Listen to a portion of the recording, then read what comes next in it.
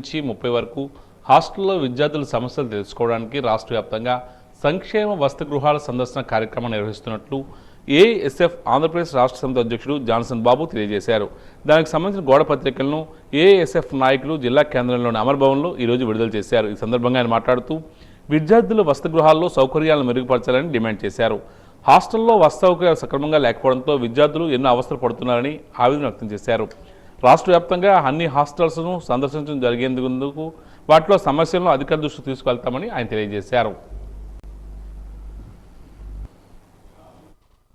విద్యార్థులతో ముఖాముఖి కార్యక్రమాన్ని ప్రధానంగా చేపడతా ఉన్నాం.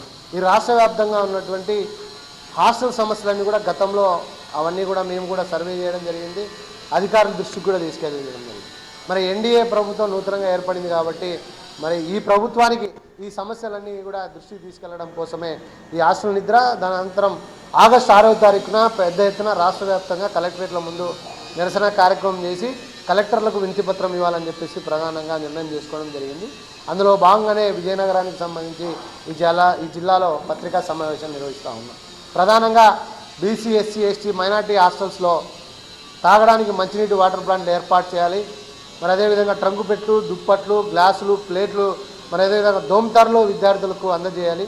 ప్రతి హాస్టల్లో కూడా మరి ఒక డాక్టర్ని, ఒక నర్సును, వైద్య రంగానికి సంబంధించినటువంటి వాళ్ళని ఏర్పాటు చేయాలి అని డిమాండ్ చేస్తూ ఉన్నాం. అదేవిధంగా వార్డెను, కుక్కు, అటెండర్, కమాటీ, ట్యూటర్ పోస్టులు, వాచ్మెన్ పోస్టులు ఖాళీగా ఉన్నాయి, వాటిని కూడా భర్తీ చేయాలి. చిన్న బియ్యాన్ని అమలు చేయాలి.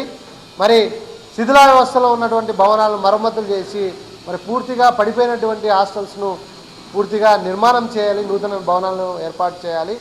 అదేవిధంగా 9 నెలలుగా కాస్మెటిక్ ఛార్జీలు, మెస్ ఛార్జీలు పెండింగ్లో ఉన్నాయి, వాటిని కూడా విడుదల చేయాలి.